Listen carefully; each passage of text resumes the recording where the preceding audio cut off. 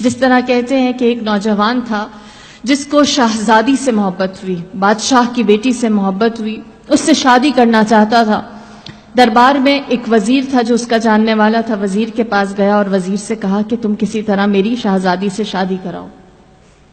کہتے ہیں وزیر نے کہا کہ بادشاہ کو ایک داماد چاہیے، اپنی بیٹی کے لیے شوہر چاہیے ہے، لیکن اس نے شوہر کے لیے جو سٹینڈرڈ رکھا ہے وہ یہ کہ بڑا عبادت کرنے والا، مخلص، پرہیزگار ہو، دنیا کی خواہش اس کے اندر نہ ہو۔ اگر تم کچھ عرصے کے لیے ایسا پریٹینڈ کرو، بہت عابد و زاہد بن جاؤ، کسی جھونپڑی میں جا کر جنگل میں اکیلے رہو اور وہاں عبادت کرو تو میں تمہارا یہ کام کر سکتا ہوں۔ اس کو یہ آئیڈیا اچھا لگا، وہ ایک جنگل میں گیا، چھوٹی سی ہوتے ہیں، اس نے اپنے لیے ایک ہٹ بنایا، اس میں بیٹھ کر عبادت کرنے لگا، اور جب اس نے وہاں عبادت کرنی شروع کی اس کو مزہ آنے لگا۔ یہاں تک کہ کچھ دن نہ گزرے تھے کہ وہ وزیر بادشاہ کو لے کر اس کی جھونپڑی میں آیا۔ بادشاہ اس کی جھونپڑی کے اندر گیا، جنگل میں اس کے چھوٹے سے گھر میں، ٹوٹے ہوئے گھر میں گیا اور اس نوجوان سے ملاقات کی، باتیں کی۔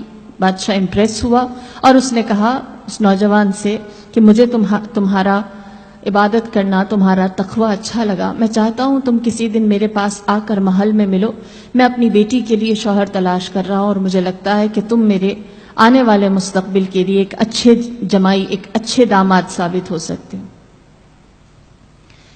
جب بادشاہ نے یہ کہا اس کو اپنی خواہش مل گئی۔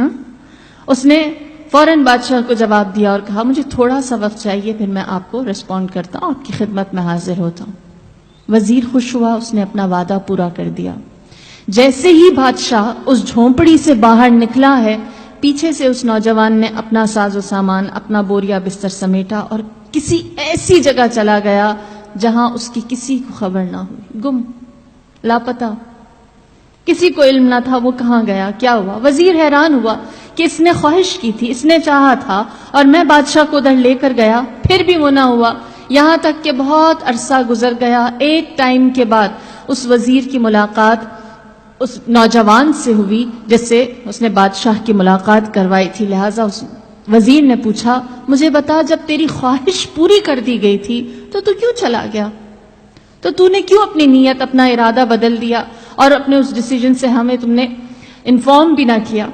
اس نوجوان نے کہا جب بادشاہ میرے پاس آیا میرے اس جنگل کے چھوٹے سے جھونپڑے میں اور اس نے وہ بات کہی جو میں سننا چاہتا تھا، تو اس وقت میں نے اپنے آپ سے سوال کیا، اتنی عبادت کی تو بادشاہ چل کر تمہارے جھونپڑے میں آ گیا، ایک آرزو، ایک خواہش کے پیچھے اگر میں اپنے رب کے لیے عبادت کروں تو کیا میرے دل میں میرا رب نہیں آ سکتا؟ تو کیوں نہ میں اپنی آرزو کو ایک دنیاوی چیز سے بدل کر صحیح درست طرف لے آؤں اور اس چیز کی خواہش کروں جو میرے لیے واقعی فائدہ مند ہے۔